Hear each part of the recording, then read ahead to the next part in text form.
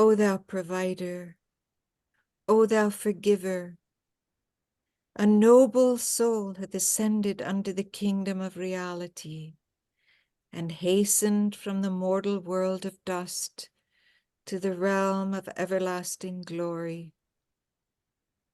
Exalt the station of this recently arrived guest, and attire this long-standing servant with a new and wondrous robe.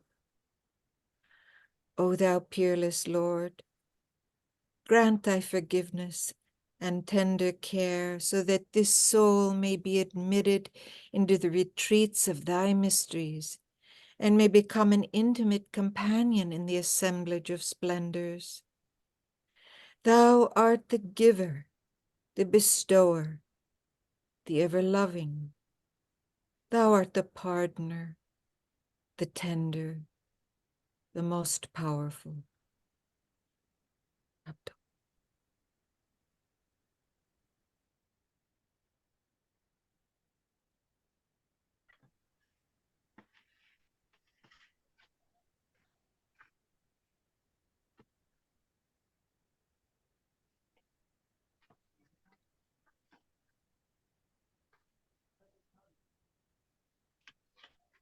Permets, ô mon Seigneur, à tous ceux qui sont montés vers toi, de trouver refuge en toi, compagnon suprême. Accorde-leur de séjourner à l'ombre du tabernacle de ta majesté.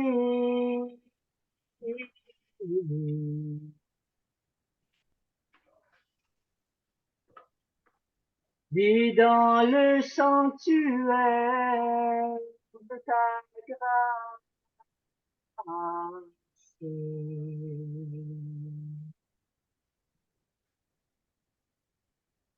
que l'océan de ta clémence rejaillisse sur eux, ô Seigneur, et les rende dignes de résider éternellement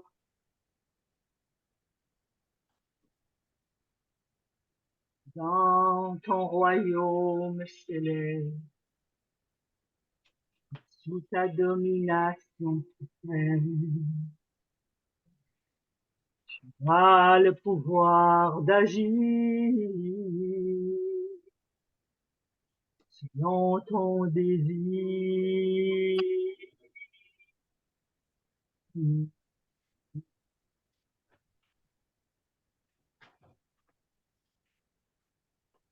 Baha'u'llah.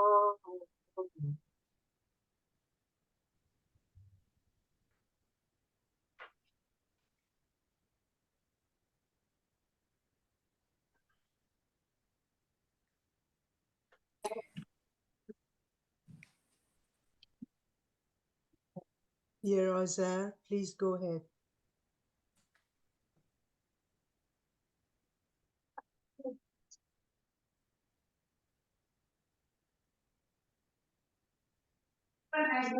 Hello.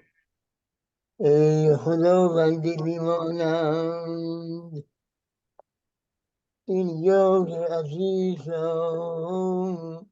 بپرورد و تارکش را به افسر عطا زینت و زیور بخش نهیم جانبانی جان جاودانی وکیل موهبت آسمانی بر سر گذار مشتاق دار بود در محفل تجلی را ده و آرزوی مشاهد نمود پرتوی مطلوب فرمان پروانه مشتاق بود به شمع جمال نزدیک فرمان بلبل پر احتراق بود به وصل گل خواهش کن یارانش را یاوری فرما و صبر و حلال بخش و تحمل و اشتباه عنایت کن تا در فرحتش از فرحت نجات یابند و حرمان جانش به سیرت حاصل کنند توی مقتدر توی عزیز توی معین توی توانا ذلك كان أنا كل شيء عليم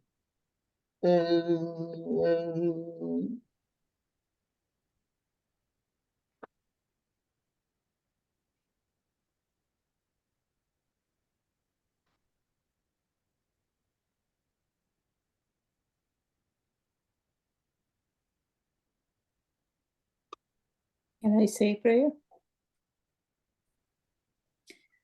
والله تعالی پروردگارا آمرزگارا نفس نفیسی به ملکوت شهود صعود نمود و از خاکدان فانی به جهان جاودانی شتافت. میهمان جدید است عزیز فرما بنده قدیم است خلعت بدی عطا کن ای بی‌نیاز بیامرز و بنواز و به خلوتگاه راز راه ده و در محفل تجلی همدم و دمساز نما توی دهنده و بخشنده و مهربان و توی آمرزنده و نوازنده و توانا ای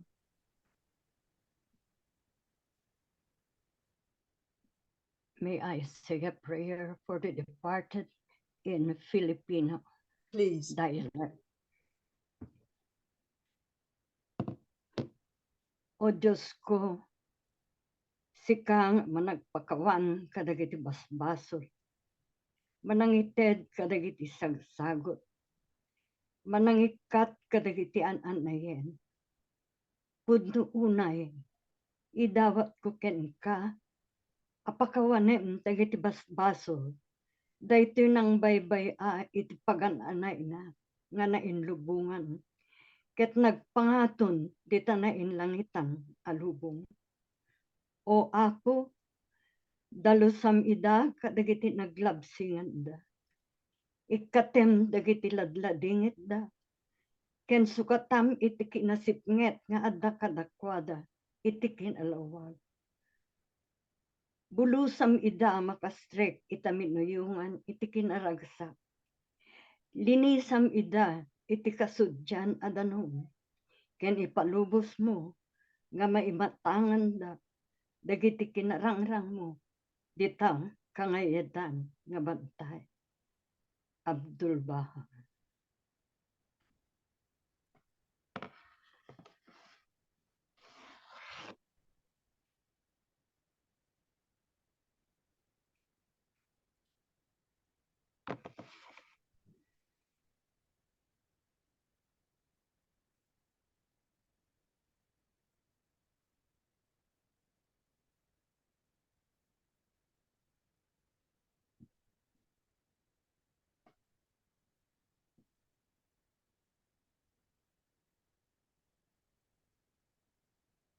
O Lord, O Thou whose mercy has encompassed all, whose forgiveness is transcendent, whose bounty is sublime, whose pardon and generosity are all embracing, and the lights of whose forgiveness are diffused throughout the world. O Lord of glory, I entreat thee fervently and tearfully to cast upon thy handmaiden who had ascended unto thee the glance of thy mercy. Robed her in the mantle of thy grace, bright with the ornaments of the celestial paradise, and sheltering her beneath the tree of thy oneness. Illumine her face with the lights of thy mercy and compassion. Bestow upon thy heavenly handmaiden, O God, the holy fragrance born of the Spirit of thy forgiveness.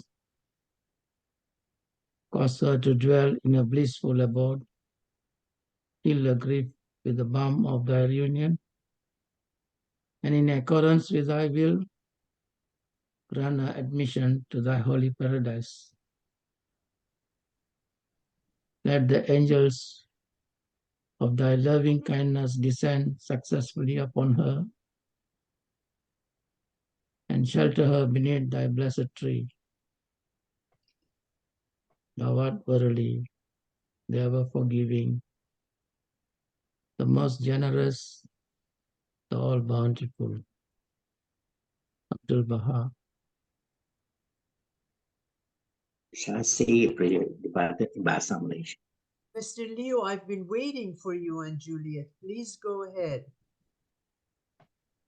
Ya Tuhanku, ya Engkau pengampun dosa, pemberi anugerah, penghapus kesengsaraan. Sesungguhnya, aku merayu kepadamu untuk mengampuni dosa mereka yang telah meninggalkan pakaian fana dan terenaik ke alam rohani. Ya Tuhanku, sucikanlah mereka daripada kesalahan, hapuskanlah kedukaan mereka, dan tukarkanlah kegelapan mereka kebercahaya. Sebabkanlah mereka untuk memasuki taman keriangan, bersihkanlah mereka dengan air yang paling murni, dan izinkanlah mereka agar dapat melihat kemuliaan-Mu di atas gunung yang paling tinggi. Abdul Baha.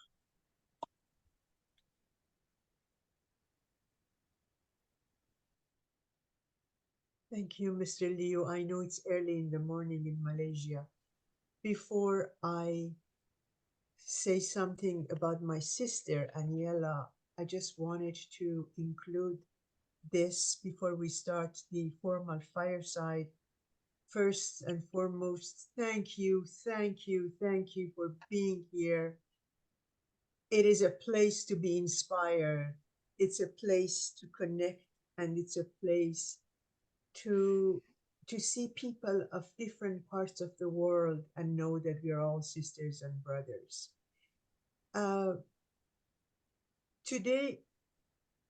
Tonight is a special night. As one of the members of our community, Mrs. Moshtagh has passed away. She was a second mother to me, and she's going to be buried tomorrow. And I feel very empowered and inspired that before anyone else had a meeting, a prayer meeting or devotional for her, we did it tonight. It's bad to want to win, but I won. So, and if Kamis Khan is smiling, it means that even for psychiatrists, it's acceptable to become sometimes. Friends, tonight it was an amazing evening because it wasn't Aniela's night, and for some reason I had made a mistake, and she just took it graciously as ever, and somehow her fireside was changed to this date. Now I understand why. She doesn't want me to give her a bio, but I want to tell you that from the first time I saw Aniela, I understood what it meant to be to have an authentic relationship. Immediately, it was an immediate connection. Aniela, thank you. Thank you for being here. Thank you, all of you. And Aniela has a friend who's going to join us. I will take the opportunity to introduce Gary in case Gary wants to join us, because Gary has had a surgery. Gary is a Baha'i for 42 years, even longer than me. He is a martial artist, choral director, and peer support specialist. He is interested in working with post-incarcerated individuals to assist in positive re-entry back into society. How benevolent. He is devoted to the spiritual and material education of the forgotten, fragmented souls, noble beings that are quite often passed by or overlooked. We're very glad, Gary, you're here, and we wish you a very fast and speedy recovery. Aniela, please go ahead. Bless you. I think the first thing I want to say is have mercy on me. This is the first time I'm in charge of tech. I'm one of these talkers, and I'm going to do tech and try and be coherent. So here goes. Let's just start the first part here and see if I can do it. Oh, friends, you must applause. Just joking. Okay, can everybody see the screen? Yes. Holy moly. Okay. That's amazing. One of my teammates taught me this yesterday. So, why am I speaking about this? This is the second fireside that I've, had the honor of speaking with. And I'm incredibly interested in furthering our understanding of what safety means, what trust means, what a healthy, dynamic relationship means. And in the context of religion that has oftentimes skewed human relationships. So for our guests tonight, there are a few of you on. I'm going to just very quickly, this is Eccentric Aniela speaking. We have no clergy in the Baha'i faith. I just want to explain this grand love story that God has unfolded to us. There's a quote that keeps ringing in my head right now, where God is saying, teach the heart the science of the love of God. And one way is to understand the arc of Revelation. So bear with me, and no throwing any tomatoes. So if we were in recorded history, Abraham comes and he says, okay, everybody, there's one God. You got that? Not the God of thunder, not the God of lightning, not the God of the underworld. There's just one God. And Moses comes and says, hey, there's one God. He has laws that you have to obey, and that's part of every civilized nation to this day. These laws, they're the underpinning of constitutions. Over in another part of the world, there's Zoroaster, little known Zoroaster, who is teaching not only that there's one God, this love story that God has given to us, never leaving his creation alone. He's saying that you have an immortal soul. There is one God. There's laws that you have to obey. You have an immortal soul, and you can commune with this God. And he also introduces the story of Shaitun. So Satan, we've seen that before in previous revelations or chapters in God's book, this idea of an lower nature or a God that makes us do bad things called Satan. But we're not going to spend time on that. I want to spend time on Zoroaster. He says, I'll come again and you'll see a star in the heavens. So he starts giving prophecies, and he sends his people to map the skies. And the three kings are the ones that find Jesus, the Son of God, by this new star that appears in the heaven. But along is Buddha. In different parts of the world, God is taking care of his people. And I only say he because in English, we don't have a he, she pronoun. So we're using the King's English.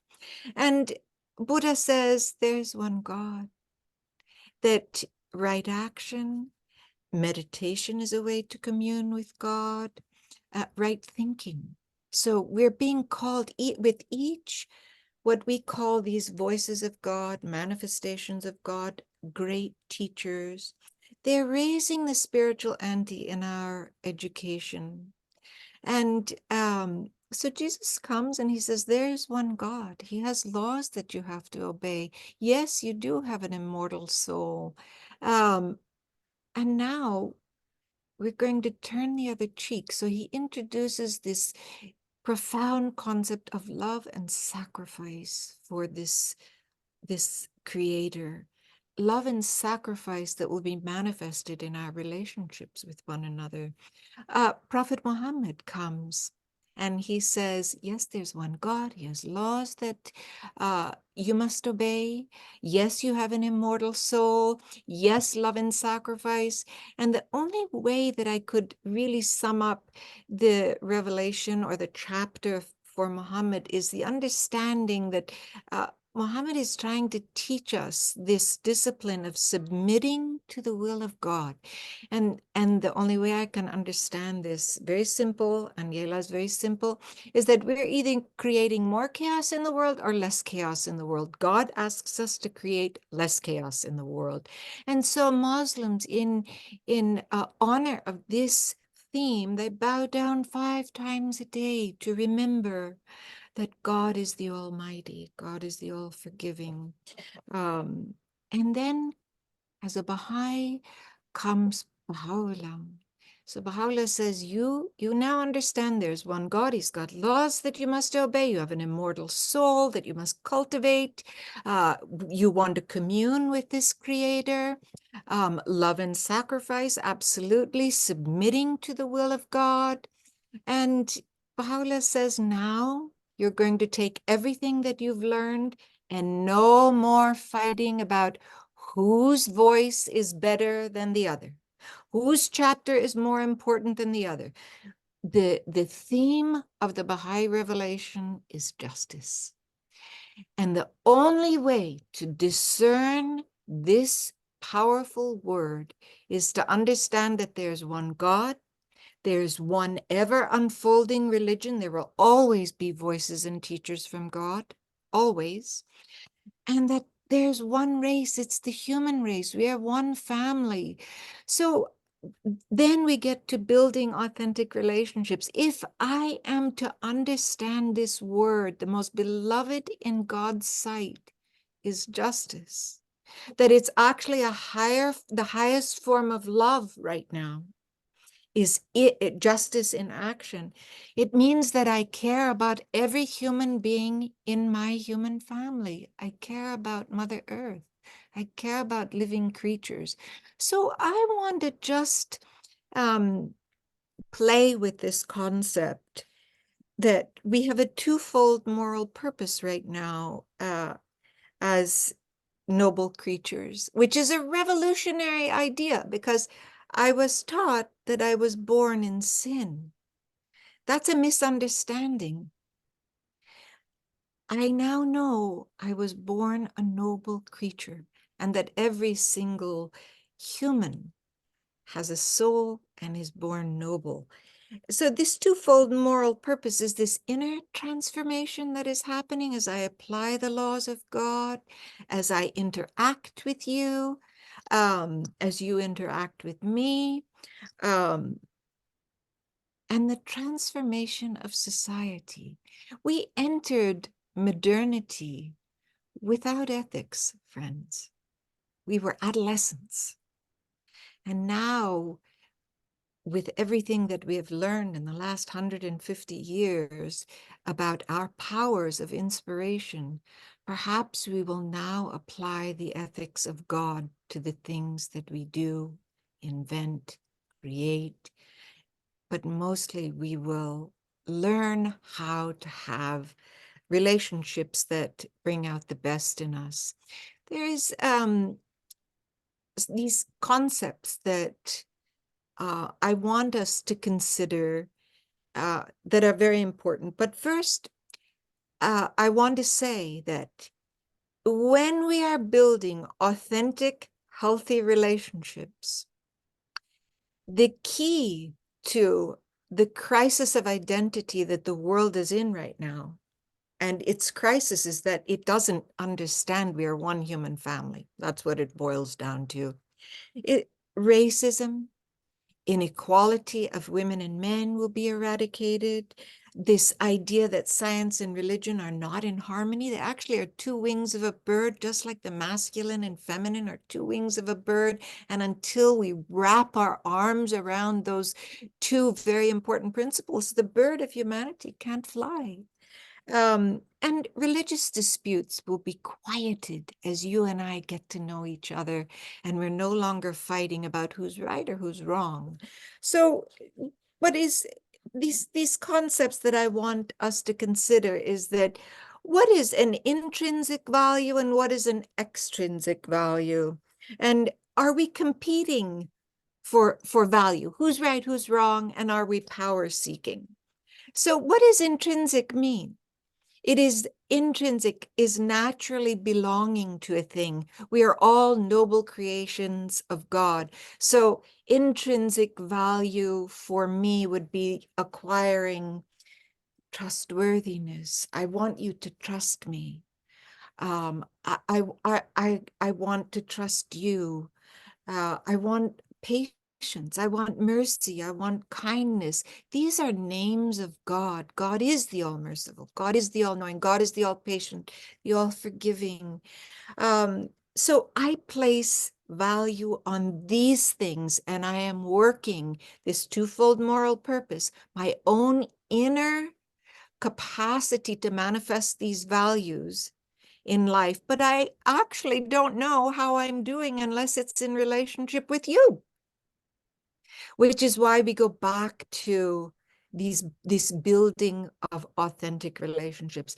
There's a powerful quote that threw me for many years from the master of the Baha'i faith. He says one simple line: the object of all the holy manifestations of God is that hearts come to know each other and souls become intimate. We've ruined that word intimate. And souls come to know, souls become, hearts come to know each other. We killed these voices of God for that.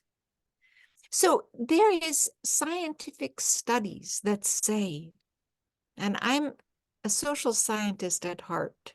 I wanted to be a librarian when I grew up, but I love what I do as a clinician. Anyways, let me go back to, there's a scientific study that says we will kill each other before we'll get close to the word vulnerable and taking off masks.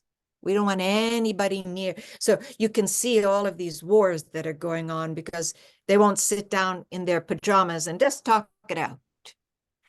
I want to tell a quick story, which I am wont to do. I need somebody that says, you're talking too much.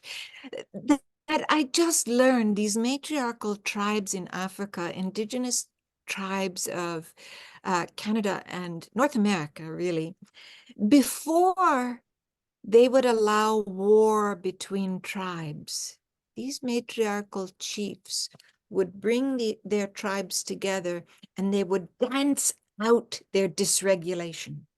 This could go on for days. I'm fascinated by this until they were exhausted and there was joy and they could work out whatever the problem was, sharing, the respect for each other's tribes and ways of being. Anyways, what is extrinsic? Are we okay? Are we still here? Yeah, you're still with me? Okay, thank you. I see shake. Okay, great. You can pull the plug at any time, Bruce. Extrinsic, where value is placed on something outside of oneself, placing value on things over beings. And I want to give an example of extrinsic value and our immaturity and our inability to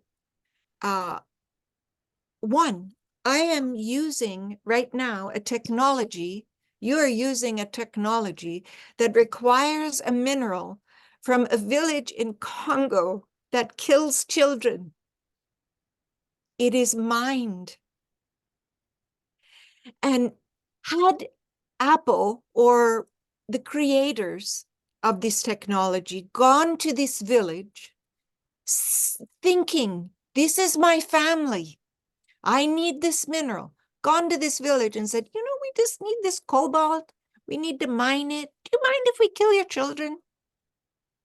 That there would have been a consultation and there would have been no, not only no, but hell no, figure out another way we could do it. And maybe we would have slowed down. We're moving so fast. That is extrinsic value.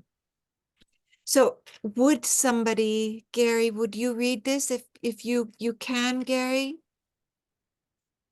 And amongst the realms of unity is the unity of rank and station. It redoundeth to the exaltation of the cause, glorifying it among all peoples. Ever since the seeking of preference and distinction came into play, the world hath been laid waste. It hath become desolate. Ever since I said or perpetrated or furthered the concept, white over black, Christian over Muslim, you name it, technology over children. Ever since the seeking of preference and distinction came into play, the world hath been laid waste. Gary. Those who have quaffed from the ocean of divine utterance and fixed their gaze upon the realm of glory should regard themselves as being on the same level as others and in the same station. Were this matter to be definitely established and conclusively demonstrated through the power and might of God, the world would become his paradise. Indeed, man is noble, inasmuch as each one is a repository of the sign of God. Nevertheless, to regard oneself as superior in knowledge, learning, or virtue, or to exalt oneself or seek preference is a grievous transgression. Great is the blessedness of those who are adorned with the ornament of this unity and have been graciously confirmed by God. So, beloved friends, remember that each voice, each chapter in God's book, this love story, this creator that so loved us, he didn't create automatons. He gave us free will, the choice to choose love, the choice to choose justice in our lives, the choice to choose to be merciful and compassionate and ethical. He has raised the ante for our spiritual growth, Baha'u'llah has.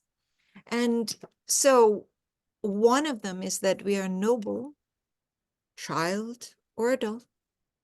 All are called to a round table now, not a hierarchical table, not a table of letters after your name means you're more important than no letters after your name.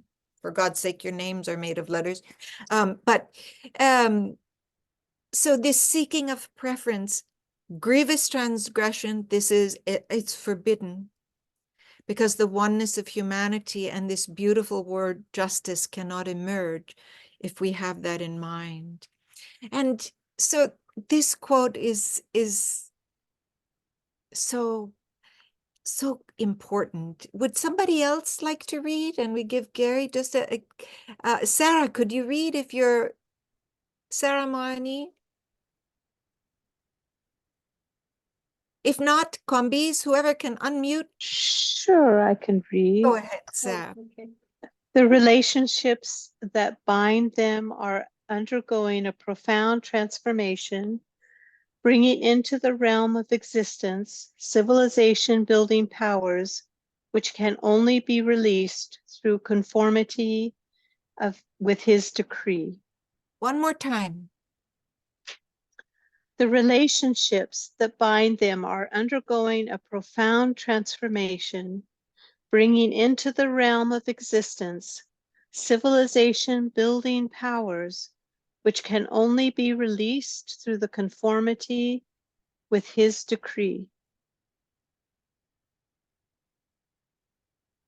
I don't know how to unmute you all, but maybe I'll keep going unless there is something someone wants to say about where we are so far. And in a minute, can you share it? Or shall I keep going? I need somebody to. Aniela, everyone can unmute themselves. Okay. We did not mute anybody. Thank you. So if you can share in 1 minute or less what you're thinking and feeling right now with what has been said, can we all go, yeah, that makes sense? Or are there questions?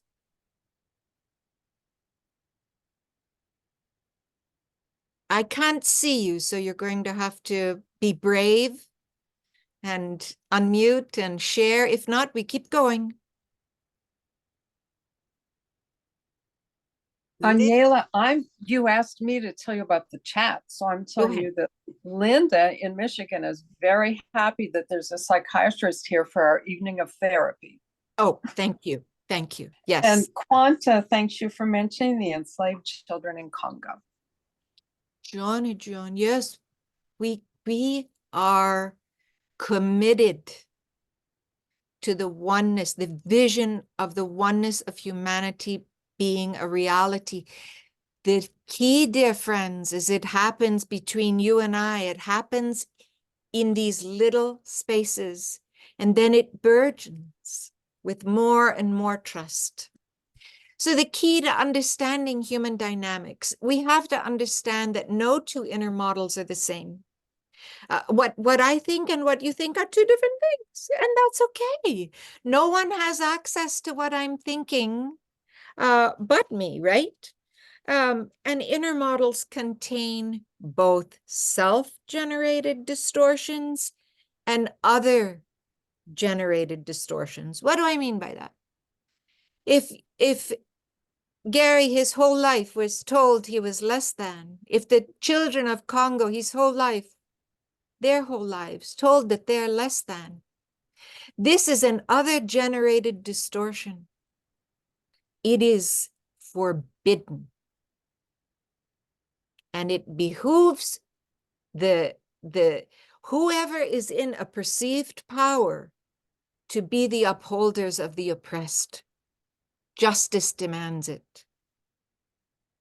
And so if I'm thinking one thing and you're thinking another, the space has to be very flexible for you and I to go, oh, okay, that's what you mean. Okay.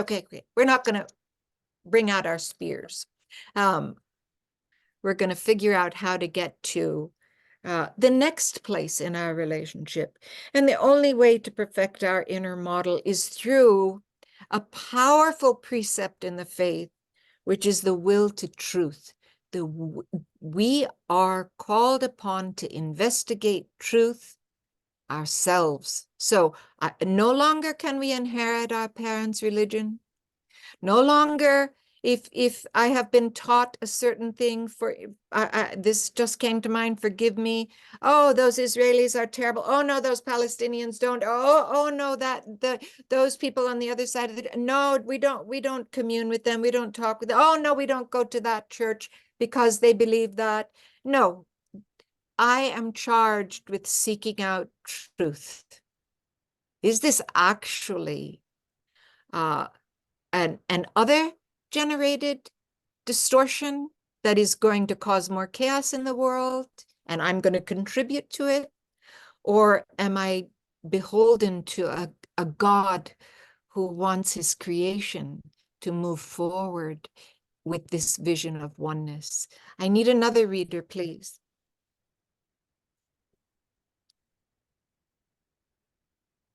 I can read. Please, please. Whereas the one true God knoweth all things, perceiveth all things, and comprehendeth all things, mortal man is prone to err and is ignorant of the mysteries that lie enfolded within him. Baha'u'llah. So, you know, the three things that we are going to be working on for the next 500,000 years is to cultivate a language of encouragement. What does that mean? Can you, I bet if I gave you 2 minutes, you could count 3 people in your life who found the good in you and kept reminding you of the good that you bring to their lives. So we have to cultivate this because we have been working from what don't do, what you shouldn't do. We parent from authoritarian, don't do this. We don't catch children in the delight of what they do bring to the health of our families. So we're re-looking at even parenting. This language of encouragement, what does this mean through the lens of the oneness of humanity? What does it mean about these mysteries that lie enfolded within you? My job is to discern them, mind them, look for them. Jesus is with his disciples and they see a dead dog. And everybody's pointing out all of the things. Oh, it's rotted and blah, blah, blah. And Jesus says, but look at his beautiful white teeth. The second thing is this language of accompaniment. We have to wrap our hearts and minds around. What does that mean? That means that at any given moment, you know something and there's this generous sharing of knowledge. I may know it and I'm sharing with you. There is nobody above. We are just sharing generously with one another. And we're accompanying one another in this magnificent vision of the oneness of humanity, the equality of women and men, the harmony of science and religion. What are the implications of these new and wondrous mysteries that humanity is capable of building heaven on earth as Jesus promised? The third thing is this humble posture of learning. We're not going to get anywhere with these things that I'm throwing out unless I understand, I wish, I pray, I yearn for a humble posture of learning, understanding that I have the capacity to be taught by anyone, anywhere, anyhow, anywhere, even a 2-year-old child, a newborn baby. And I'm waiting for this so I can adjust my. Am I creating more chaos in the world or less chaos in the world? Am I creating more safety in the spaces I'm moving in or less? Am I trusted? Am I the hope? Or am I causing more dysregulation? So, did we read this? I can't remember. No. Someone must read this, please.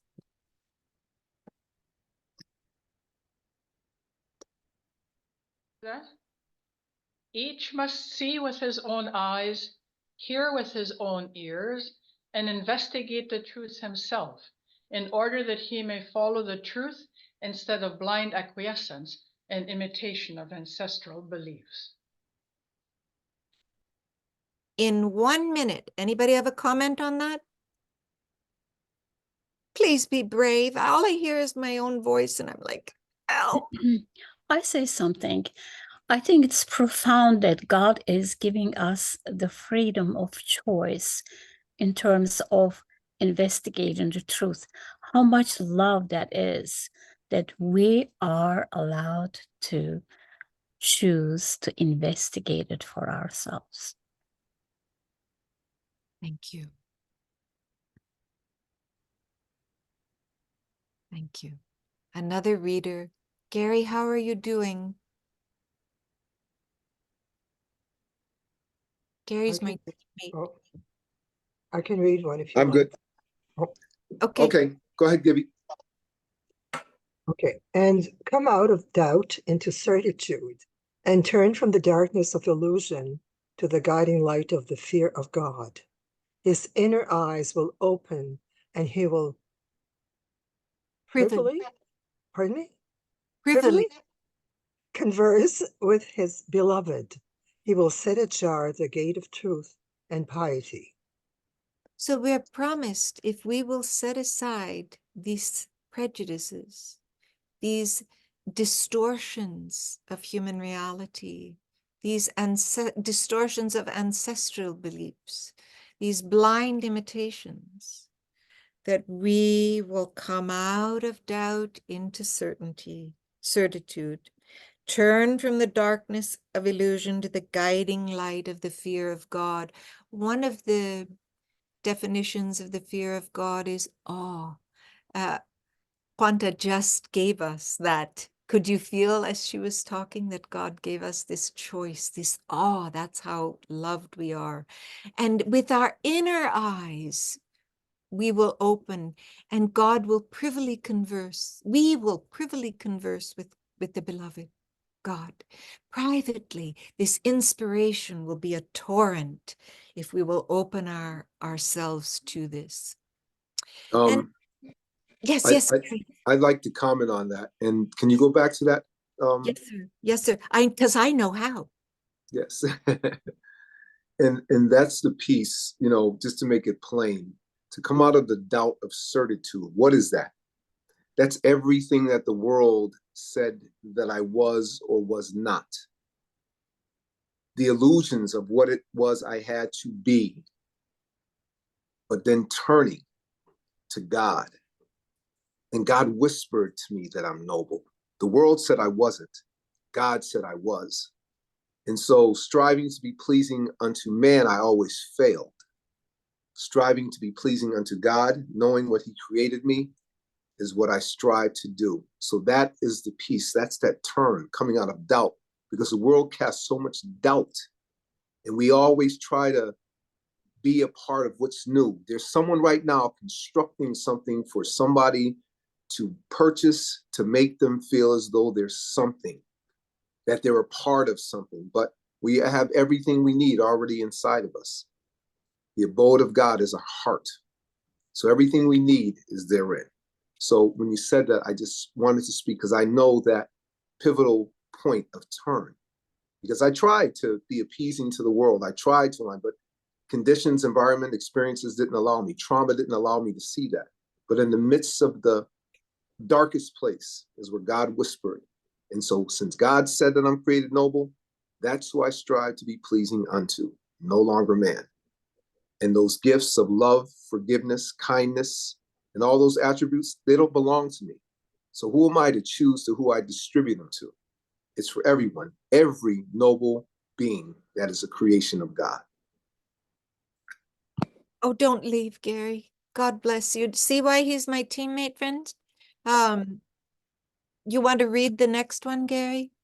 Because it goes along with what you're talking about, especially this line, who am I to withhold these names of God from anyone? The more we search for ourselves, the less likely we are to find ourselves. The more we search for God and to serve our fellow man, the more profoundly we become acquainted with ourselves and the more inwardly assured. This is one of the great spiritual laws of life. So I remember I said, I don't know if I'm a patient person. I don't know if I'm truly merciful and compassionate unless I am in relationship with you where it's tested. And you with me. And I have to practice. So I wanted to, we've now set the stage, Gary and I, for the will of God for the oneness of humanity.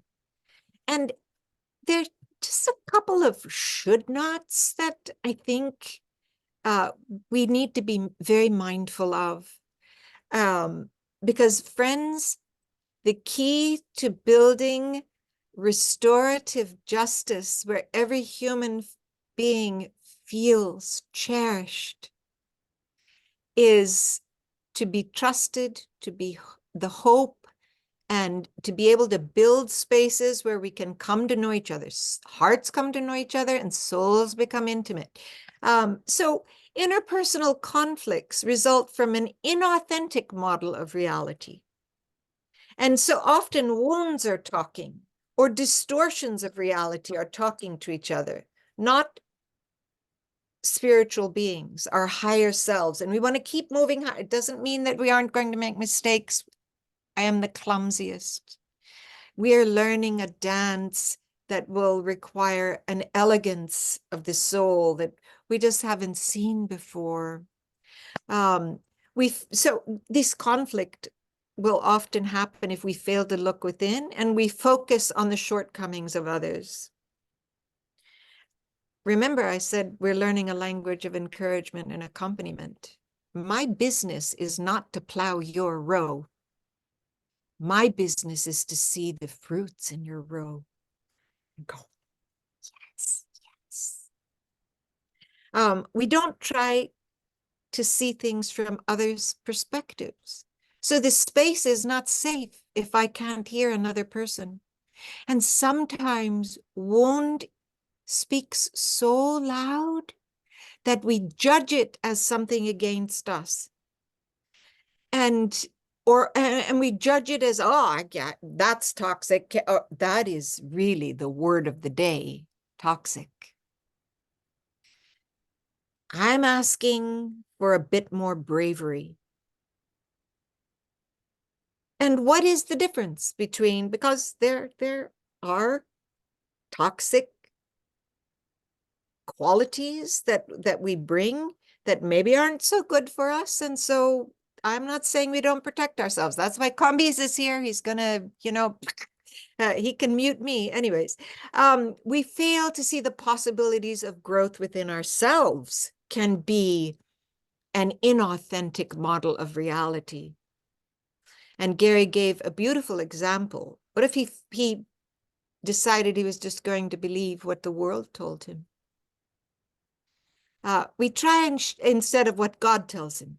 He tells me all the time, go back to what the prayers say, the qualities in the prayers, go back to those. We try and shift responsibility on others, that it's their fault, we other them. Oh, I reacted this way because of what they did. And we'll talk a little bit more about that. We pursue the exploitation of others in expectation that we'll derive happiness from what we take from them. And I gave that extreme example of the Congo, but systemic racism is alive and well in the North American continent, the inequality of women and men, alive and well around the world.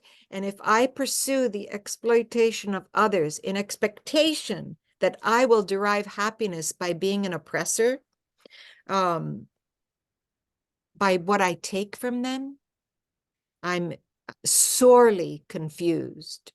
And we've read this, and I put it in here again, but I think I'm going to go past it. It's a reminder that man is noble and each one is a repository of the sign of God. So I want to talk a little bit about games that get us in trouble. We don't even know we're playing these games. And I don't want to spend too much time on this slide. So a game is a repeated sequence of transactions in which we act out a role and then we switch roles when the game doesn't work. And I'm going to give you an example. A game is an effort to get a need met without acknowledging the need. Therefore, the game is characterized by passivity and avoidance of my personal responsibility. So games are played out in 3 ways.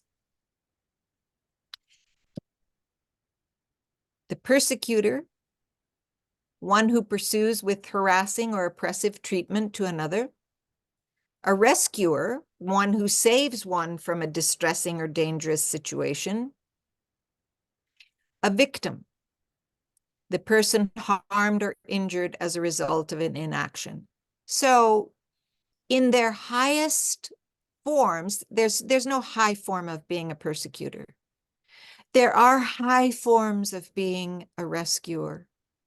And we have plenty of victims in the world with trauma that we have to attend to. I'm talking about inauthentic models of relationship. So let me give you an example. Remember, it's this hidden motive because we've not called ourselves to account. So this is an example. Daughter, sorry, all daughters. Daughter calls mother from university. She's there a week and she sounds like this. You didn't put enough money in my account and the cafeteria, and I didn't have enough food. My classes are so far away. My books are really heavy. I haven't even unpacked everything and I don't understand all of these courses. And what does mother do? So mother goes to rescue her and goes, oh my God, I didn't put enough money in your account. I'm going to put money in your account right now. I'm going to take care of that.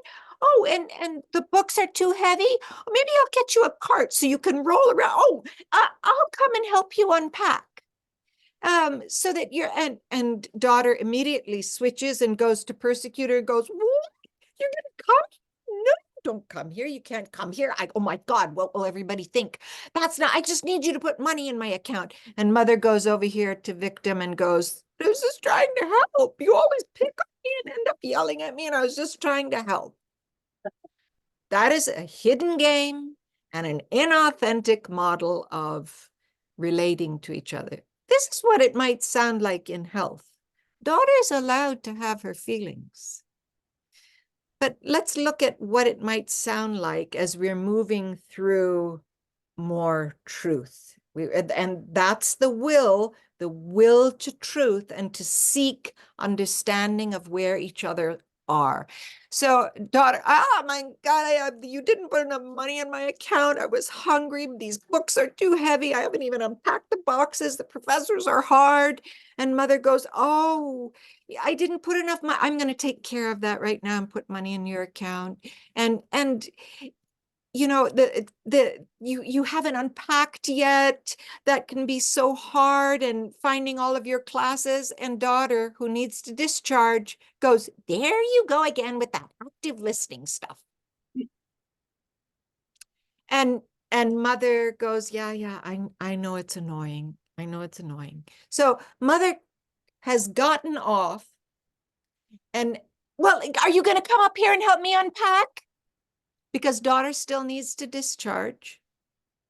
And mother goes, I just have to think about that. I don't know yet. And bam, the phone is hung up. So at least one is off the triangle and the other is revealing her dysregulation. So this is one example. And healthy would be daughter going, I didn't mean to yell at you. I just feel so confused. And I just want to cry, and I want my mommy, and I don't want my mommy, but I want my mommy. And we begin to tell the truth. And then at the end of the conversation, perhaps we get to, you've got this, girl. You've got it. I'm right here. I'm not going anywhere. You've got it. So why do I bring this up? Gary and I spent a long time on the phone today talking about this idea of the oneness of humanity, this vision that we are, and grand enterprise we're involved in, with trauma speaking to trauma, the oppressed trying to find a voice in a safe space. They may have been victimized. They may be the oppressed.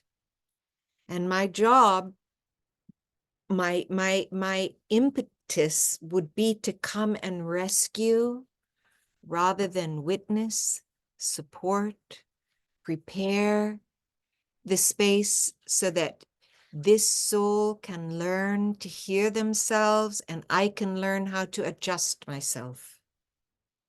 So we're both learning how to be family members.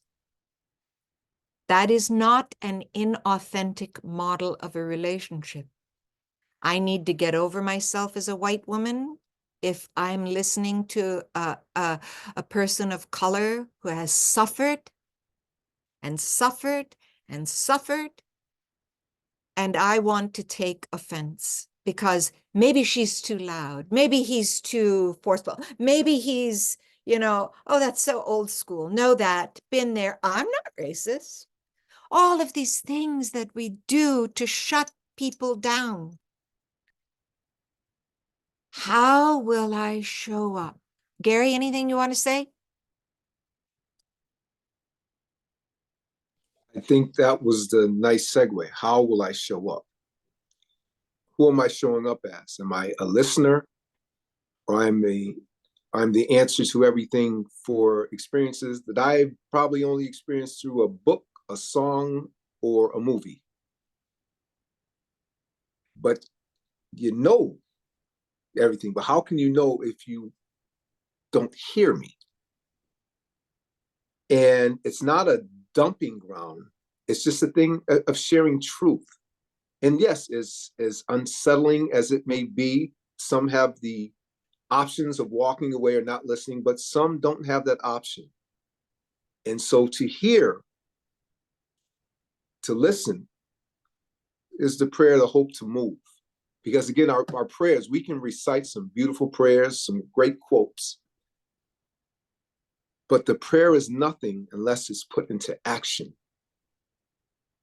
And if you want to know how much work we need to do, just open a prayer book. It tells us. It tells us about our hearts prone to evil. It speaks of wretchedness. It speaks of all of these things. Who do you think that Baha'u'llah is talking to? Abdul Baha is talking to, Bob is talking to. We don't look at that part. Oh, no, nope.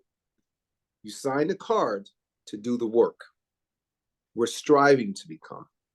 And until we admit, it's like going to a doctor's office. You tell them everything that's wrong with you in order that you get the right remedy. You can't say, oh, it's only this, it's only that, because they're going to do their research and discover what it is and, prescribe the right medicine or treatment for you. And that's the same thing in this space of unity. There are things that some people may never experience, but there are things that others do on a moment to moment. I arm myself with a different mindset than most people will never even think about, even to walk to my door to go to my mailbox, because of a reality. So it's not responding when something is suddenly newsworthy.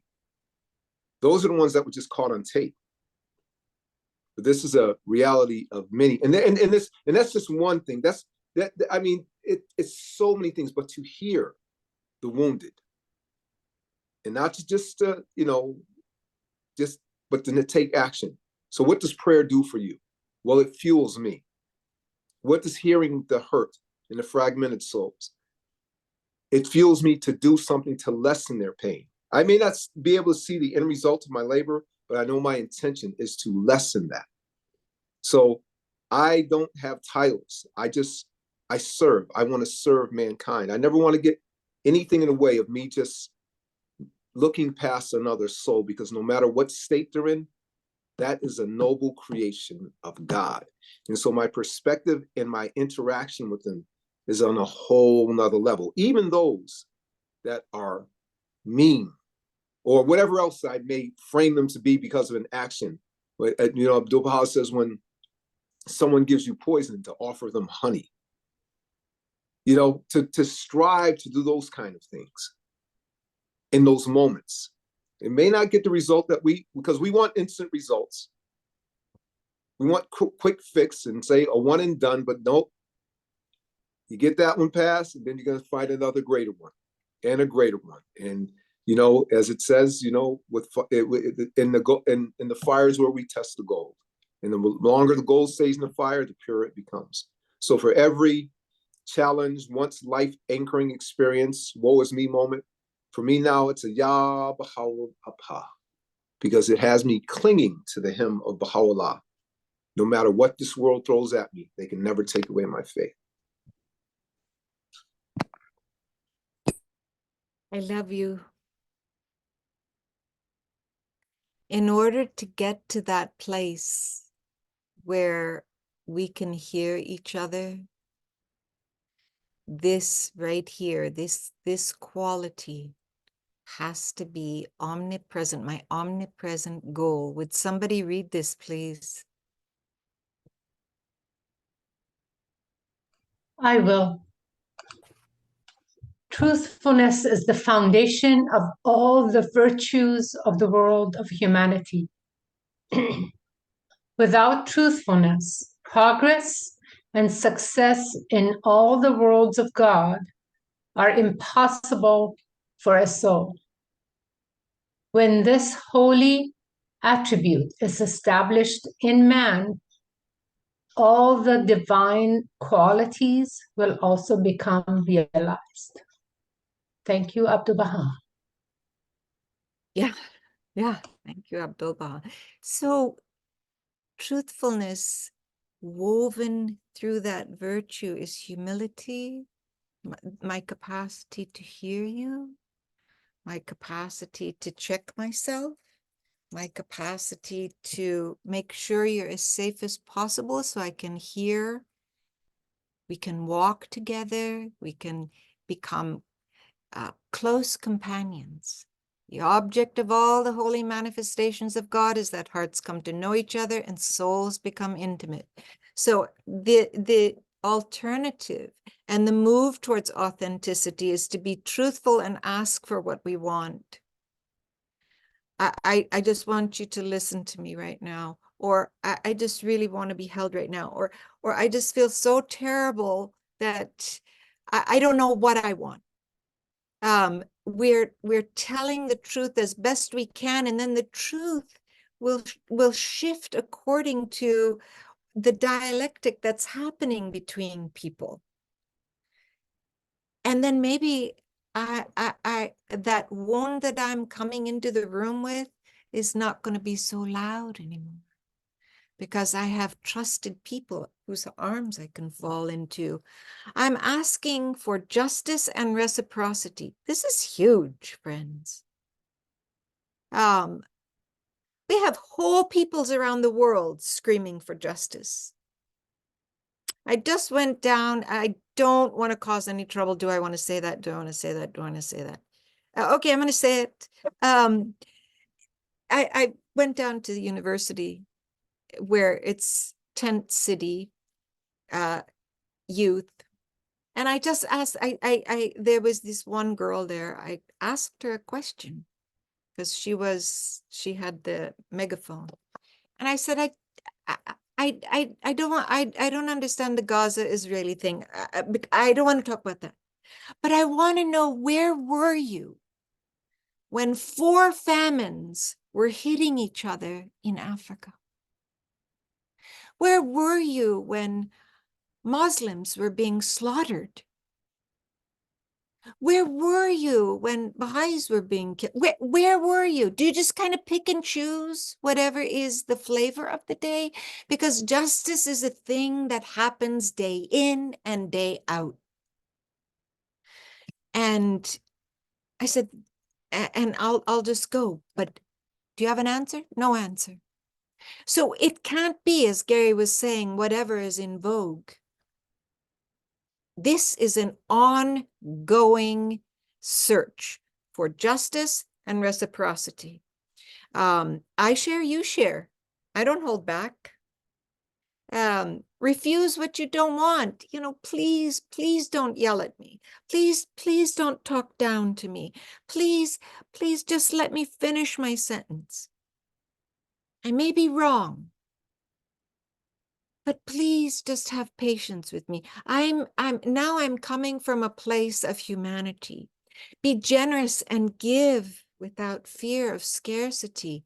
I have nothing to hide from anybody. I've done some pretty astonishingly atrocious things in my young life. My children knew by the time they were 10. I have no secrets. Trust.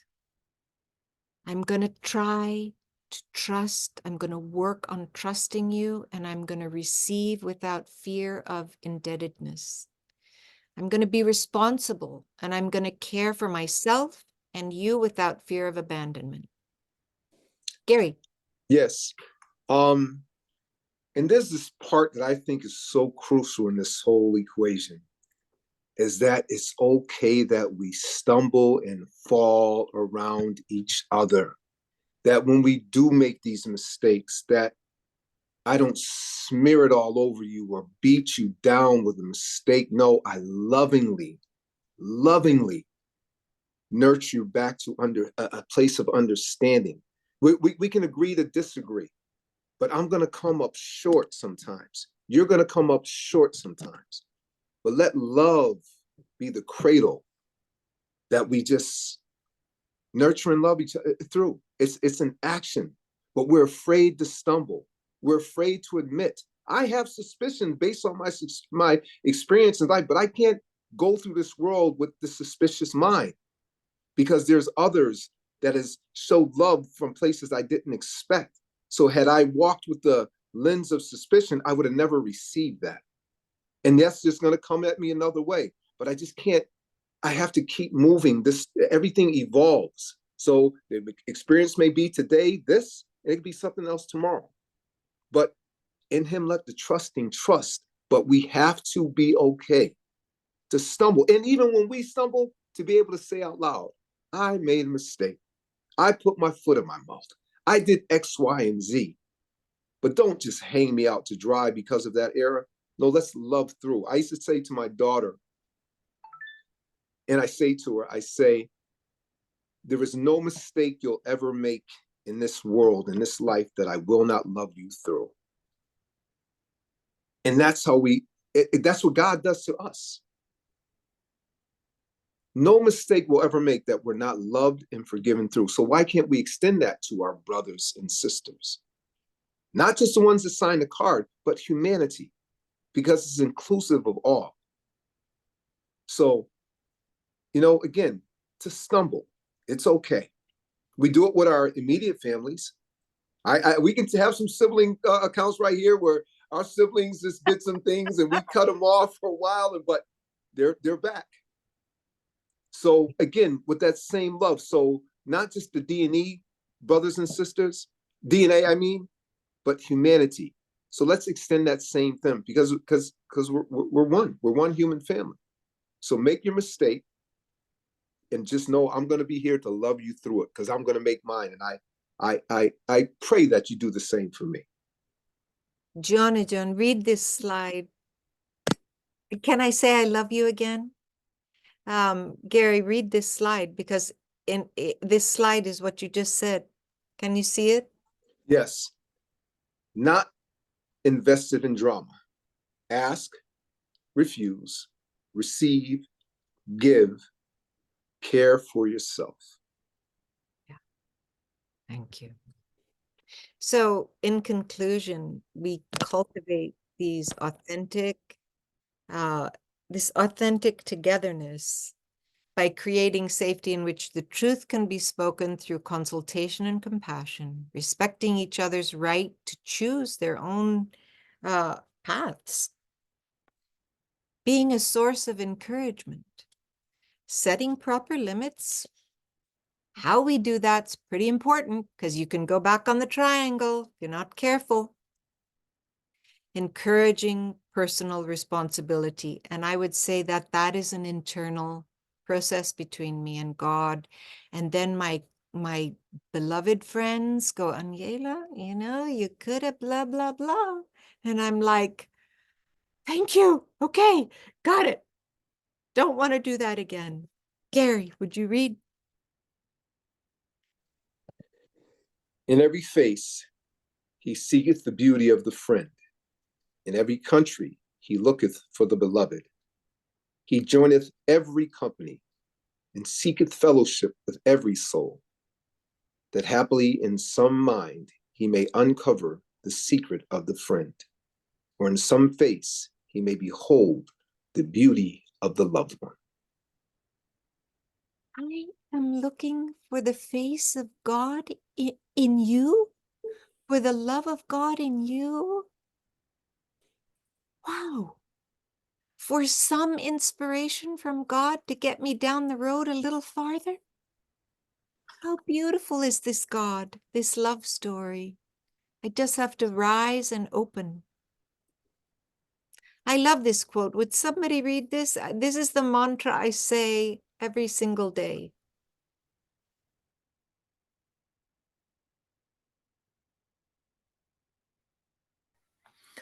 O Lord, increase my astonishment at thee. Likewise, reflect upon the perfection of man's creation, and that all these planes and states are folded up and hidden away within them. Dost thou reckon thyself only a puny form when within thee the universe is folded? One more time. This is a powerful quote. God talking to us. O Lord, increase my astonishment at thee. Likewise, reflect upon the perfection of man's creation, and that all these planes and states are folded up and hidden away within him. Dost thou reckon thyself only a puny form when within thee the universe is folded? There are 8 billion universes walking around here. They're not puny forms, friends, according to God. And this is the close. Would somebody read this, please? Can I read it, please? Body. Oh, merci. Oh, my well-beloved, deeply spiritual sister, grieve not, for I am thy true, thy unfailing comforter. Let neither despondency nor despair becloud the serenity of thy life or restrain thy freedom. These days shall pass away. From the beginning of time, sorrow and anxiety, regret and tribulation have always been the lot of every loyal servant of God. Ponder this in thine heart and consider how very true it is. Wherefore, set thine heart on the tender mercies of the ancient beauty, and be thou filled with abiding joy and intense gladness.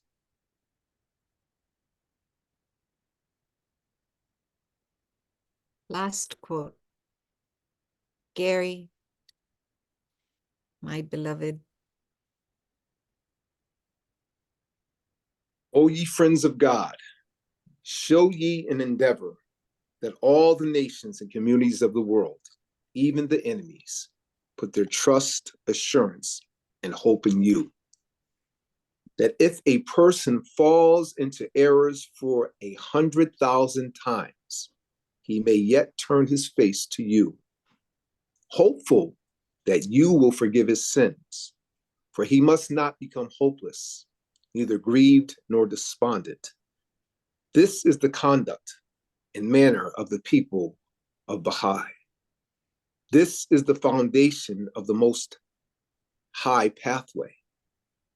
Ye should conform your conduct and manners with the advices of Abdul Baha. Abdul Baha, Ya Baha'ul Abha, Ya Baha'ul Abha, Ya Baha'ul Abha.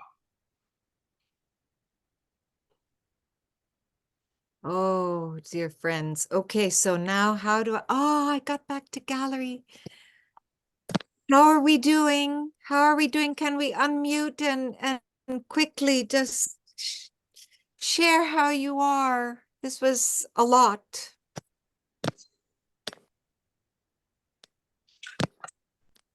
Be brave. I feel like You the know- Three Musketeer wannabe and very appreciative of this very rock and roll, wonderful gathering. My spirit needed to be lifted up. Thank you so much for your generosity. Please, Gibby. God bless you. No. I'll be brave for Feroz. Okay, today I was invited out. A friend invited me to go have breakfast with her. And in the past, we've gone to a restaurant, and just the fact that I mentioned that I wanted to know more about her religion, she got very upset and left. So I thought I must never talk about religion again. So today, I thought I'd share with her my spiritual growth as I see it. And I was very happy at what I've been doing and so on.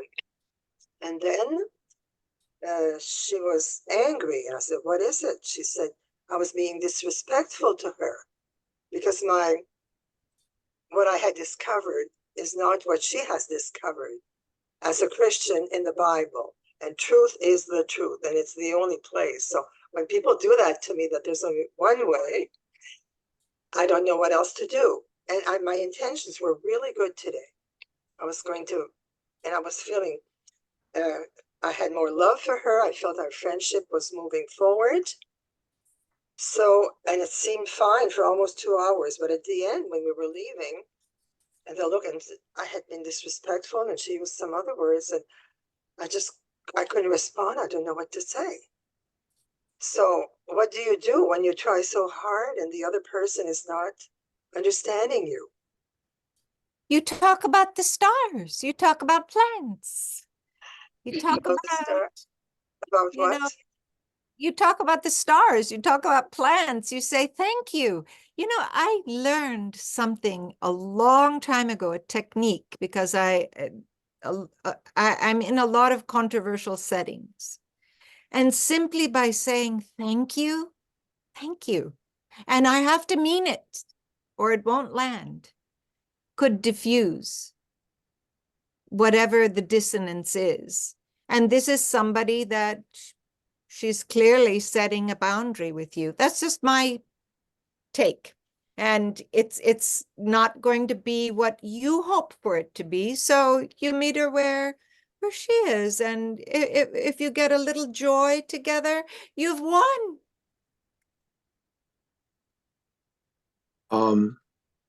If I may, thank you, Gibby. There's two things that come to mind. I don't take it personal. This man, this Baha'i, Gordon Knight, once said, he said, the greatest gifts that we can ever share with anyone are the ones we're unaware of. I'll say it again. The greatest gifts we can share with anyone are the ones we're unaware of. That way, there's no attachment. So if they accept them, fine. If they reject them, fine. But your intention is to share. I have an aunt that is 62-year, I believe, Jehovah's Witness. And there was a time that we lived next door to each other because of the differences in religions, that we had relatives that didn't even speak to each other because they went to certain different churches because of their religious divide. And it's through years, she still, as long as we wanted to talk about her faith, everything was fine. If we didn't, some other path was taken. Well, over the last few years, she is just like we've shared. And that's really, I don't know if, and this is not to knock a particular religion, but a lot of people don't want to hear anything outside of their faith. And that's just a practice with my immediate family. And actually, less than a week ago, my aunt said to me, who was still a Jehovah's Witness, said, Gary, I am so proud of you that you have a faith that you cling to, and that's how you move through this life. I'm extremely proud of you. Keep doing what you're doing. And that meant everything, because I know what that faith is for her. Faith is to her. And she's always been to me a pillar of, because she is a devoted Jehovah's Witness. That's her faith. That's what she lives, everything. So the standard of someone just being disciplined in our love for God has always been a beacon of light for me. But to hear her say that, and even accept some of the things I share with the writings, because a lot of times they don't even receive that. But at 84 years old, for her to say that was everything for me. And it wasn't about just whatever, but it was just, again, sharing, because I've still, without detachment. We're just seed planters. And if we take it personal and then feel something, I look at, why am I so attached to this? I just did my job. God's going to do the rest. Quanta. Thank you. I had a question about the your encounter with the peace activist and your response to her on the mic. I was trying to understand your questions, like why she wasn't there and where was she? So I'm trying to understand your response to what she was doing. And sounds aggressive, doesn't it? So I'm trying to understand how do you think that made her feel? Because I'm a peace activist. I could be that person right on the mic. Right, So I'm trying to understand so that I can learn how others might be what they might be thinking during my activism. Thank you. It's as I was recounting it, I could feel myself, my blood pressure going up. And it was actually landed softer than I recounted it. But it is my question for activists that are, I consider myself a spiritual activist. I cannot be in the street for every single thing that is hurting in the world. I have to stay very focused, and I've chosen this as my focus in my clinic, focus in my faith. But my question will continue to be, please tell me that your vision is world embracing. Please tell me that when you're trying to stop a war, you're also interested in these other wars that don't get the news. And can we have a conversation about that? And I think we get myopic and get caught up, and we forget. Now we can't spread ourselves so thin, right, as spiritual activists. So choosing, and also one issue is not separate from another issue. They're all intertwined. It may look like climate change, but it's also the inequality of women and men. It may look like the inequality of women and men, but it's also religious oppression. It may look like religious oppression, but it's also, and see how they all cascade into the same distortion of reality. And I'm interested in focusing. She actually was, this chick was rowdy, and I loved it. We had a good conversation.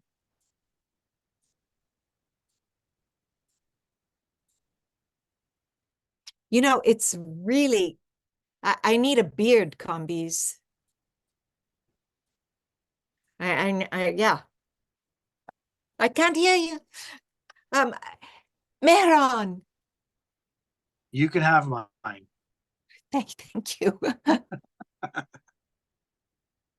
Yes, but you asked for reflection. I really appreciated what you said. Your focus on oneness. I really appreciate that. I took your love for humanity That's something I agree totally.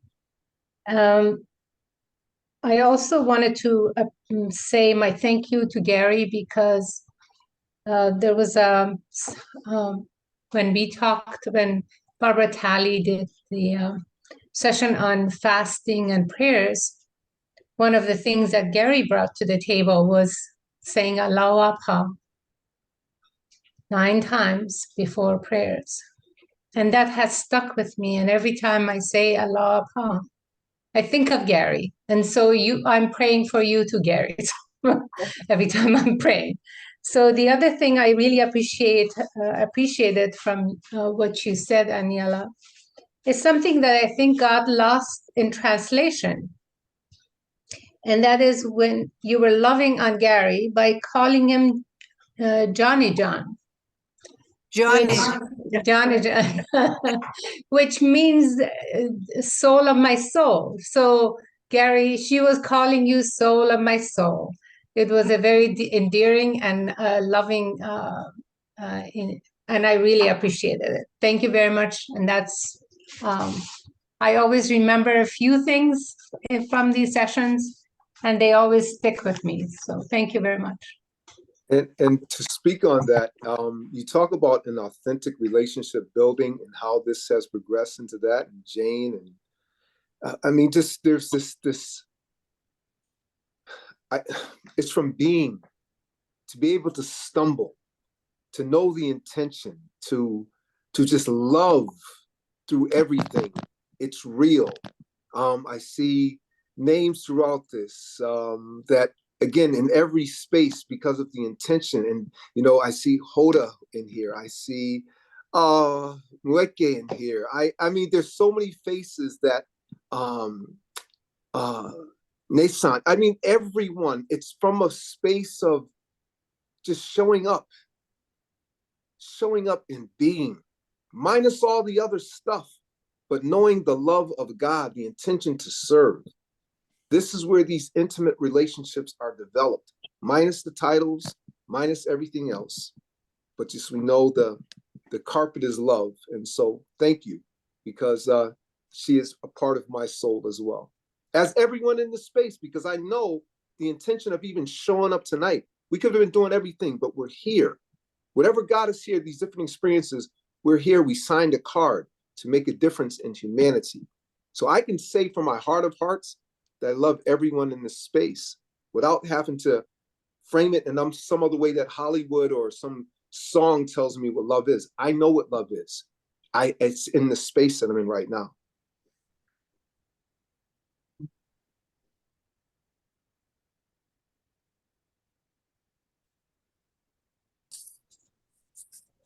Oh, bearded one. Oh my God. What are you feeling? Well, let me first say I took so many notes. I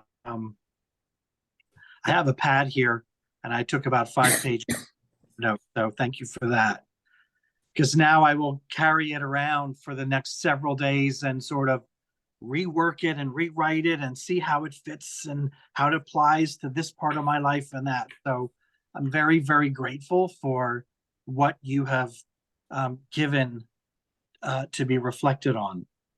He didn't put me in a padded paddy wagon. Lock me away.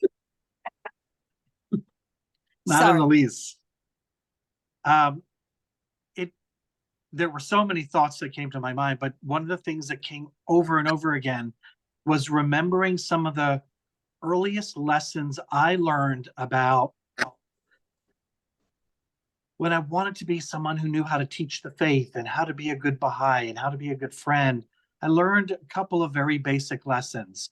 The first lesson that I learned when I was in college, first year of college, was if somebody isn't sincere, there's no point talking the world at them. So if somebody doesn't really want to understand, don't bother explaining. And that applies to me too. Like if I'm not coming to the table wanting to understand, then it's like it's going to go sour. The other thing that I learned was I had a variety of friends in school, and some of them became Baha'is and some of them didn't. And I was sort of curious because most of the times the ones who became Baha'is were not the ones that I was answering questions or trying to tell about the faith. They were the ones who knew how flawed and screwed up I was. And they basically were like, you know, Kambiz, obviously you're not a perfect person, but like it's clear you love this and you keep trying. And that was just such a lesson about being real. Mm-hmm. And then when I got a little older and I was in medical school and I didn't have time to do anything. And at the time, there was another call for pioneers, and I wanted to be a pioneer, but I wasn't in a situation where I could. And I was reading a lot, the Advent of Divine Justice, and I had done all different types of teaching, from door-to-door teaching to overly intellectual firesides and everything in between. And I learned a few lessons because I became someone who wanted to understand what is the generic meaning of different things. If the Baha'i writings encourage Baha'is to pioneer so universally, but not everyone can pioneer, well, then maybe there's another meaning to pioneering than just moving to another place. And if the Advent of Divine Justice, when it talks about the most challenging issue, which I took to heart, but I happened to be in a school setting where my interaction with non-whites was very limited during that period of my life. How am I going to apply the advice of that section of the book to my situation? And I came up with a couple of generic answers. One, the two things that the Guardian advises in the Advent of Divine Justice is basically look at your own heart and fight the battle between your lower and higher nature. And prejudice is part of the lower nature. So if you take on the battle between the higher and lower nature, you will naturally overcome over time your own ingrained, already there prejudices. So just take on the spiritual battle. And two, take on the moral obligation of becoming friends with people who are different from you in whatever world you are part of. And, you know, at the time, it had to be with people who were different from me, maybe not in racial ways, but in other ways. And I learned that pioneering is a social act. Social pioneering is about making the effort to put myself in situations where I am interacting and forming friendships with people that the world would tell me I have no business being friends with. And then learning from them, loving them, understanding their lives, and being able to relate on some level that I've never been able to before, that humbles me. And that teaching is just another thing that can be shared among friends. Just like I might share my favorite Beatles song and my favorite piece of poetry and the type of pizza I like to eat. Well, then if there's a particular concept from the Baha'i revelation that's relevant to our conversation, I'll share it. It's not a PR spin. I'm not trying to convert you. It's just another thing that can enrich the friendship. The idea is that the friendship is the centerpiece, and that everything else is about having the richest friendships you can possibly have. So I found, I learned how to do this. I stumbled. I certainly made plenty of mistakes. And then fast forward like 10 years, and I'm working in a hospital where it was in West Philadelphia, and the neighborhood and the patients and almost the entire staff were African American. And by this point, I had taken it very seriously about social pioneering. And the most important thing was, as a doctor, my job, when I'm at my job, is to hang out with people who are not doctors, to become friends with the nurses, the techs, the social workers, all the other staff. And so I ended up finding myself hanging out with the people that doctors usually don't hang out with. And first of all, I never felt more connected in my entire life. And I felt like I was learning so much. And then I remember walking into a part of the unit, and nobody knew I had walked in. And a bunch of the nursing staff, they were all hanging out, and they were all African American. And one of them said, I worked with this guy on a day in, day out basis. He said, yeah, you know that Dr. Edamad, he's got a little bit of black man in him. And I literally left the room, and I went to the restroom, and I started to cry, because I had never felt like I had been given a greater compliment in my entire life than that I had found a way to relate with people to the point that they felt like I was part of them. And not that I can claim that what he said was true, because I will never feel like I'm ever reaching that standard. But it gave me an idea of, this is the kind of thing to strive for, is to really relate in a very open, honest, humble, I screw up as much as everybody else way. I make it a point to admit that I'm wrong when I'm the doctor, because we work in a society where the doctor's always right. So of course, it's my responsibility to admit when I'm wrong with my teammates, so that we can have consultation rather than, doctor-directed discussion. So it was part of a lot of lessons that I had learned. And I think the bottom line was learning to let things just be messy, and letting yourself be messy with the mess, and that you're all striving together, and the bond and the intimacy and the vulnerability and the love and the affection that comes from that type of being messy, where you're not trying to package things into specialized packages, doesn't happen. And I'm actually hoping that we within our community life can learn to create that type of intimacy more, because I think we still struggle with a lot of the cultural conditioning of the world that surrounds us.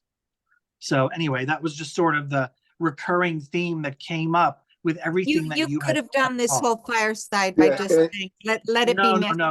And that would Doc, this was very therapeutic for me.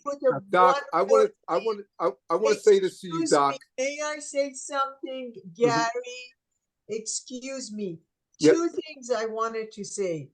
Combis John, I sent a message to you. Give a fireside, and you didn't look at it. So really? Yeah, in chat. So you must know that I have already invited you to give a fireside, and please pay attention to your chat. As a good doctor. I also sent a message to you, Farus John, that their Combis is a music composer. Yes. And he has a wonderful voice too. Yes, indeed. Thank you for that, Combis. We can be messy, and we can be loving, and we can grow. Gary, say what you're going to say, and then Quanta. Doc, you made a reference, man, that it coins everything you said, and you made reference to the Beatles. And one of my favorite songs is "There Will Be an Answer, Let It Be, Let It Be." So wow. Thank you for that. You two together. Yes, oh, no. Yes, sir. Yes. I was on a panel of other clinicians, doctors, and we were asked one question, what was our hope for our patients? And, I let everybody go because it's kind of a hard question to answer. And I thought I really actually only have two criteria.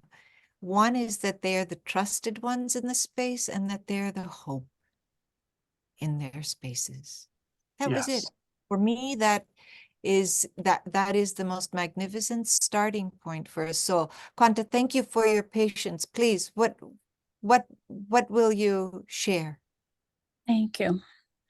I was thinking about Abdul Baha when he came to a country in Europe and United States without knowing the language, and he went to churches, civic groups, peace groups, women's rights, human rights, and he didn't teach religion, actually. He taught to love.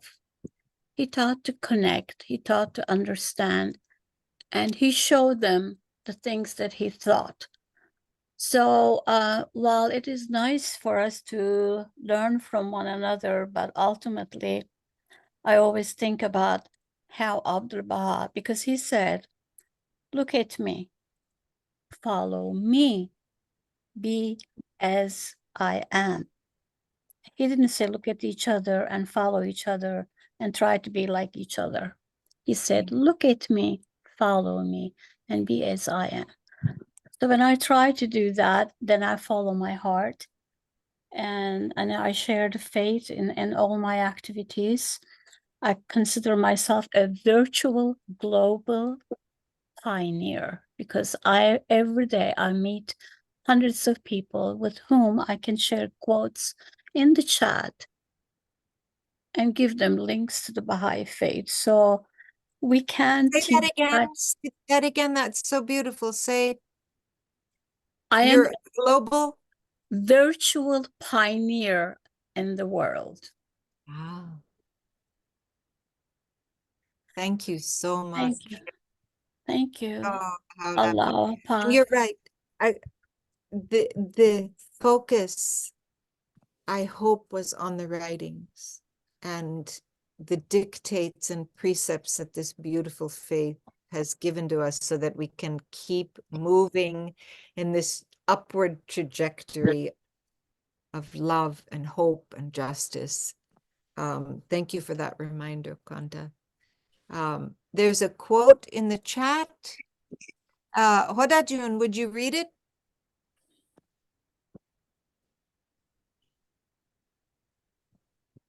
Hoda?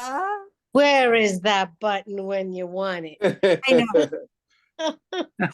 It's my beloved sister. Aziz. Mwah, mwah, mwah. I remember you shared this quote with me about 22 years ago when we used to serve together on the regional council. I first heard it from you, and it is one of the most powerful quotes. So I thought we want to do justice to this quote. It's the purpose. So I'm going to read it. All right. For one of the greatest divine wisdoms regarding the appearance of the holy manifestations, such as Abraham, Moses, Jesus, Buddha, Christ, Baha'u'llah, all of them, is that souls may come to know each other and become intimate with each other. The power of the love of God may make all of them the waves of one sea, the flowers of one rose garden, and the stars of one heaven. This is the wisdom for the appearance of the holy manifestations. Really, that is the purpose of our creation, so that we all realize, just as we are different drops, every drop is a sign of the ocean. And in every ocean, there are myriad drops of diverse ability and function. Just like in the physical reality, we all come from one root of humanity. We're all come from Africa, no matter what color, what background, what religion. Science has proven that we are 99.99% genetically identical, and color accounts for only 0.01% of our total genetic makeup. So it's this intimacy of knowing each other, which intimacy, if you study what are the different steps of intimacy, there's so many. You have to have trust, you have to have proximity, you must have ability, you must have loyalty. You can't just build intimacy. And the only way you can have real intimacy is seeking out the reality of everybody. Like Abdu'l-Baha also said, seek the reality, underline the oneness of humanity, and discover the source of fellowship, which will unite humanity in a heavenly bond of love. So we have to seek this so that we'd arrive at, just like Jesus said, seek and you shall find. And we will find our oneness, but we're so caught up in our superficial differences that we let that come between us. Thank you for your wonderful presentation, for both you, Aniela, and Gary. Thank you. Thank you, Furuz John. Love you, Hoda. Love you, sis. Aloha. Love you. Oh.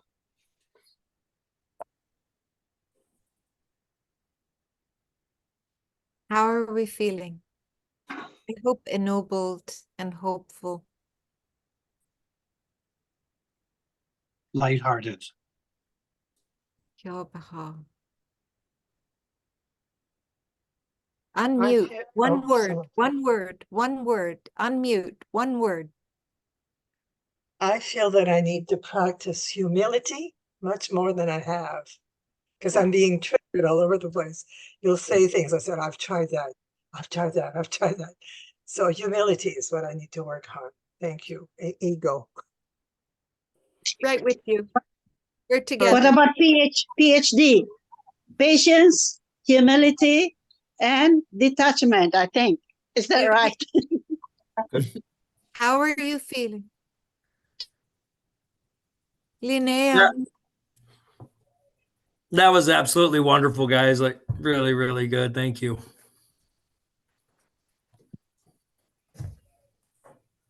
I'm not asking to get compliments. I'm asking. I feel wonderful too.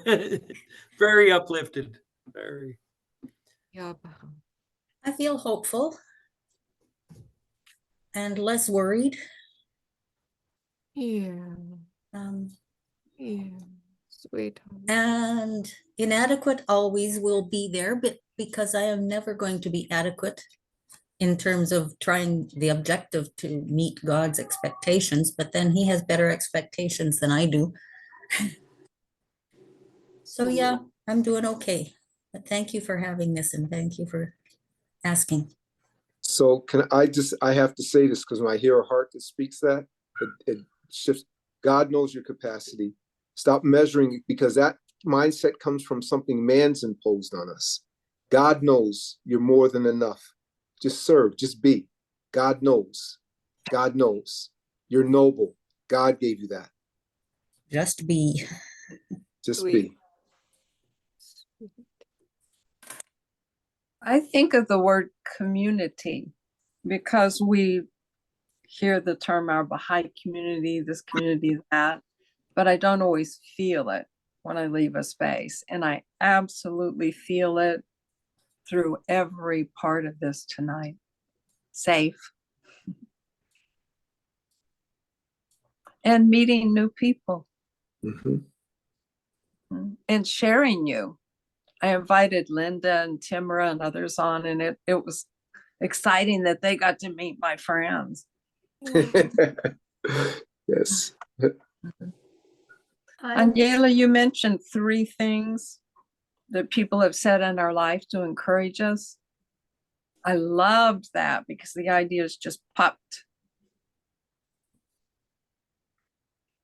Did everyone else have that feeling where you remembered those comments that people have said throughout your life? And just imagine if we were overwhelmed and those people, too many faces came in front of us. Yeah. And that's what we want. I want to know what I'm doing well, not all the time what I'm doing poorly. because I can't always see it myself. I don't always have the spiritual stamina to stay grounded, as Gary says, in what God thinks. I suppose that's the point of my interest, which, you sat through. God bless you each. God bless you. Aniela, I wanted to read something which is very much close to what Jane just said. I don't have words to thank you because whenever you join us, my screen gets a flame and I have to buy another screen and another computer because it is such a beautifully warm and positively heated meeting. I will read this, and we have a few people here that I would like to ask you to stay behind and hear. One of them is Tara. Tara joins us sometimes late, but she brings a voice from heaven. So I invite you to stay behind. Pina, the same. Pina is a person from the Philippines who speaks Farsi fluently and sings in 110 languages. There are something like that, Josh. Don't give me that face. So before I ask the prayers to be said, I wanted to include a few things here. Huda June, I still need your address, email address, because I would like you to come and contribute to our firesides. Thank you, Dr. Etemad, Ambiz Jane Azizam, for being there. It was beautiful. Good treat for me. The combination between you and Aniela and the dynamics of others and Gary and Quanta, it was just beautiful. There are lots of comments in chat, but it's 9:05, so I might want to send it to Aniela, and if she wants, she can share it. I will read this, and after that, Tarajan, will you start with a prayer? And also, thank you, Huda Jan. And also, Pina, for your sake, I wanted to say that if some of us have lost someone in our family, Wasanta, please chant a prayer in Tamil. Thank you very much, Mr. Perimal. I appreciate it. So I'm wondering if you can say that one of the people that we're going to say a prayer is Mrs. Moshtagh, who was my second mother. So I'll remember her before we finish tonight. I'll read this, and I wanted to thank every one of you to join us and create this forum. To me, it's a beautiful one. Thank you, thank you, thank you. Unless and until the believers really come to realize they are one spiritual family, knit together by a bond more lasting than mere physical ties can ever be, they will not be able to create that warm community atmosphere which alone can attract hearts of humanity frozen for lack of real love and feeling. Shobi Effendi. And there it is.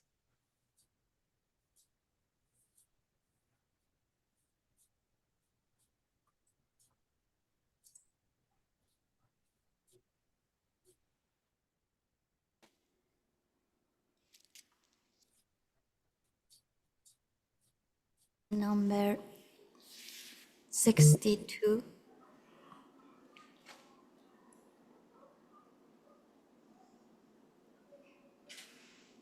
به نام گوینده توانا،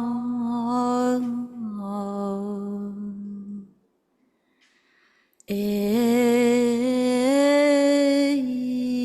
پسر خاک،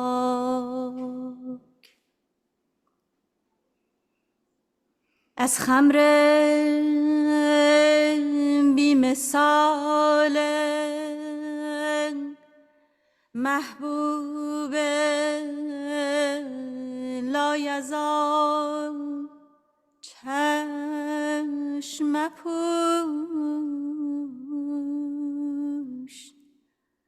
چشم مپوش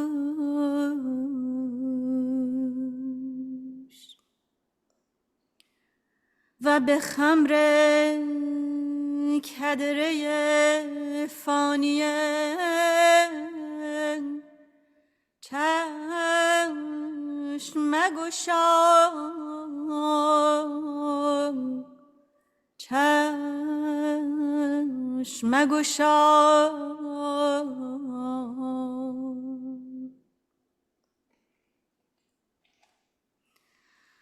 از دست ساقی احدیه کوس باقیه برگی تا همه هوش شوی و سروش غیب معنوی شنوی، تا همه هوش شوی و سروش غیب معنوی شنوی.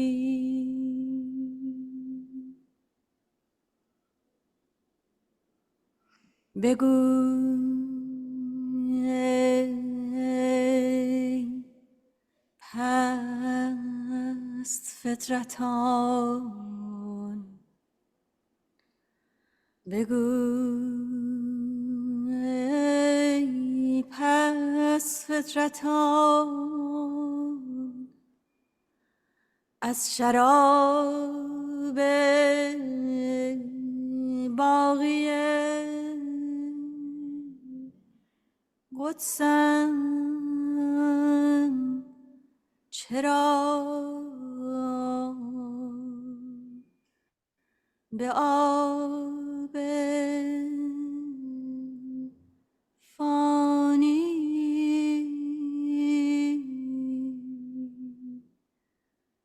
رجوع نمودی.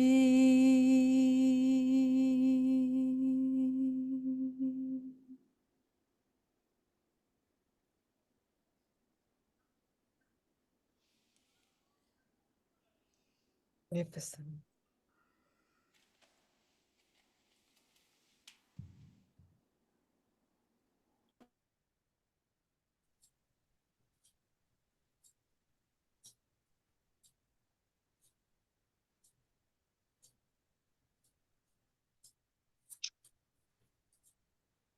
Free thyself from the fetters of this world.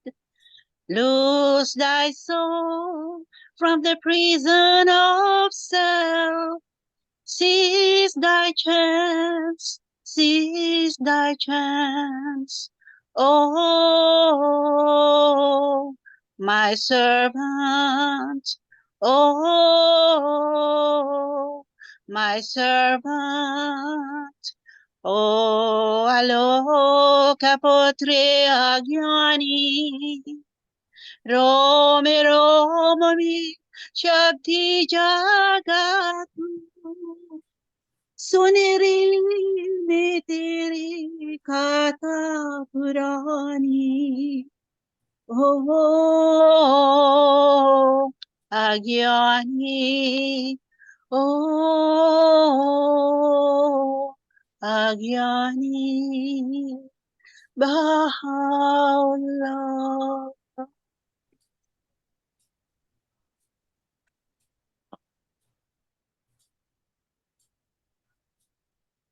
Wasanta, would you say a prayer in Tamil, please? I'm sorry, I did not welcome you. I apologize. Sorry. இறைவன் எனக்கு போதுமானவர் இறைவன் எனக்கு போதுமானவர் மெய்யாகவே அவரே எல்லாம் நிறைந்தவர் மெய்யாகவே அவரே எல்லாம் நிறைந்தவர் நம்புவோர் அவரை நம்பட்டும் நம்புவோர் அவரை நம்பட்டும் யா Baha'u'llah.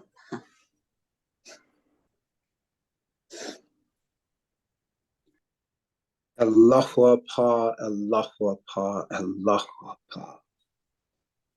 Allahu Akbar, Allahu Akbar, Allahu Akbar.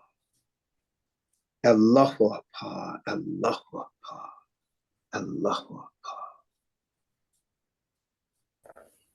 Oh God, make me a hollow reed, from which the pith of self hath been blown, that I may become a clear channel, through which thy love may flow to others. Oh God, make me a hollow reed, from which the pith of self hath been blown, that I may become a clear channel, through which thy love may flow to others. Ya Baha'u'llah. Ya Baha'u'llah. Ya Baha'u'llah.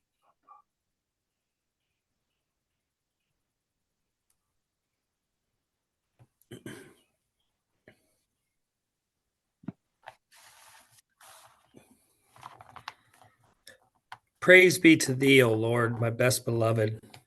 Make me steadfast in thy cause, and grant that I may be reckoned among those who have not violated thy covenant, nor followed the gods of their own idle fancy. Enable me then to obtain a seat of truth in thy presence. Bestow upon me a token of thy mercy, and let me join with such of thy servants as shall have no fear, nor shall they be put to grief. Abandon me not to myself, O my Lord, nor deprive me of recognizing him who is the manifestation of thine own self, nor account me with such as have turned away from thy holy presence. Number me, O my God, with those who are privileged to fix their gaze upon thy beauty, and who take such delight therein that they would not exchange a single moment thereof with the sovereignty of the kingdoms of heaven and earth, or with the entire realm of creation. Have mercy on me, O Lord, in these days when the peoples of thine earth have erred grievously. Supply me then, O my God, with that which is good and seemly in thine estimation. Thou art verily the all-powerful, the gracious, the bountiful, the ever-forgiving. Grant, O my God, that I may not be reckoned among those whose ears are deaf, whose eyes are blind, whose tongues are speechless, and whose hearts have failed to comprehend. Deliver me, O Lord, from the fire of ignorance and of selfish desire. Suffer me to be admitted into the precincts of thy transcendent mercy, and send down upon me that which thou hast ordained for thy chosen ones. Potent art thou to do what thou willest. Verily, thou art the help in peril, the self-subsisting. The bomb. والله تعالی پروردگارا آمرزگارا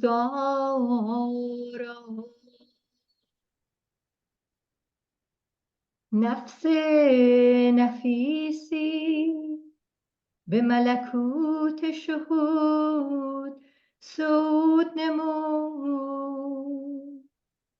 و از خاکدان فانی به جهان جاودانی شتاب میهمان جدید است عزیز فرما بنده قدیم است خلعت بدیعت کن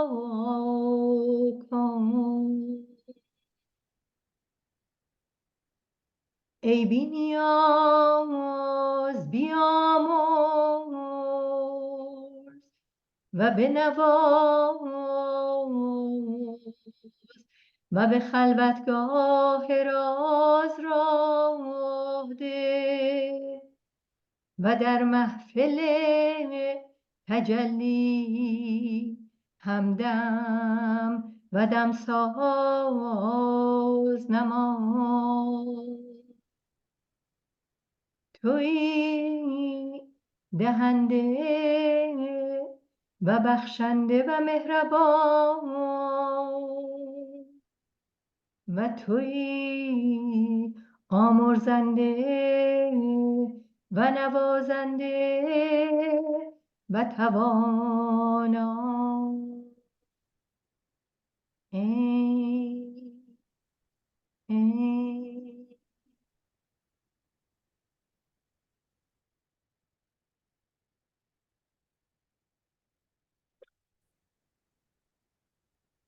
Friends, thank you very much for sharing tonight with us.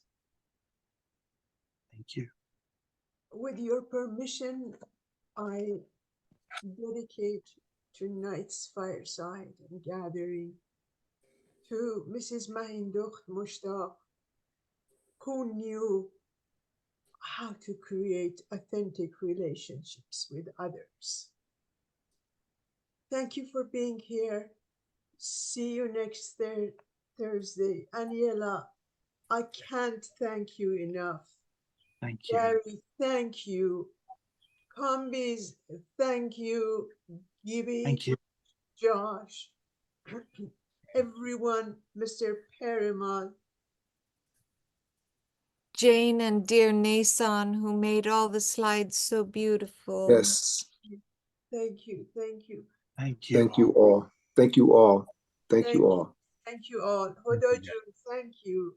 Oh, thank you so much, Juliet, Mr. Liu. Thank you, thank you, thank you. Thank you very much.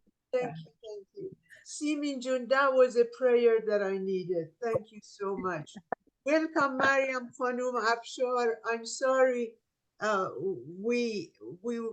we're finishing so early. عزیزم تارا جان من به فدای تو I love you I love you I love you فدای تو من قربونت برم مرسی I've been criticized that I put too much emotion in these meetings, but you know it's okay. I understand. Mr. Perimal, thank you. Thanks, Aniela. Thank you. It was amazing. Thank you, I was Jane. on my way to listen this week. Muki, I'll see you next week. Peanut, thank you, thank you, thank you. Azar June, love you all. Roya June, Paris de June, all of you. Gibi, bonsoir. Love you all. Thank Love you. you. Aloha. Aloha. Aloha. Aloha. Thank you God so bless much. you. Aloha. Aniela, I love you. Don't ever change, Furuz. Those tears we collect in little thimbles, place them on the threshold of Baha'u'llah. Ya Baha'u'llah. Thank you. Thank you, thank you, thank you. I will wait until everyone leaves because I want to copy the chat for Aniela. There were so many beautiful comments for her. Okay, thank you. Thank you. Thank you. All. Thank you. Love you. And just for the record, Farouz, he says, the companions of those who adore thee are the tears they shed, and the comforters of such as seek thee are the groans they utter, and the food of them who haste to meet thee is the fragments of their broken hearts. Johnny. Yeah. I don't know how to leave. You're gonna have to just cut us off. Let's not leave. Let's not leave. We'll stay here. It's time to say goodbye. It hurts to even try. I can't believe it too, but what can I do? Thank Aloha. Aloha. Allah, Basanta, Pierre, come your back. stamina is amazing. I can't believe you're still up. This is testament to the love of God. Aloha. Thank you. Aloha, Basanta. Yes, Lord. See you Aloha. next week, Basanta, okay? Okay, thank you. Aloha. Ya Baha'u'llah. Ya Baha'u'llah. Thank you. Thank you.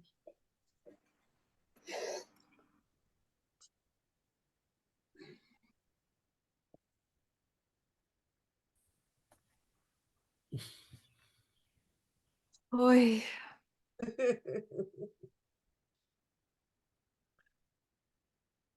Oh, my sister, you probably have to sleep, huh? Hard day. Tomorrow is the funeral and my birthday. So Yeah. isn't that wonderful? I love you so much. Where have you been all my life? I love you more. I think I'm not deserving of finding a sister as easily as this. Don't say that. Don't say that. I wish I could tuck you in bed, dry your tears, and Aziz, we'll be with you tomorrow. thank you. Thank you so much. Thank you.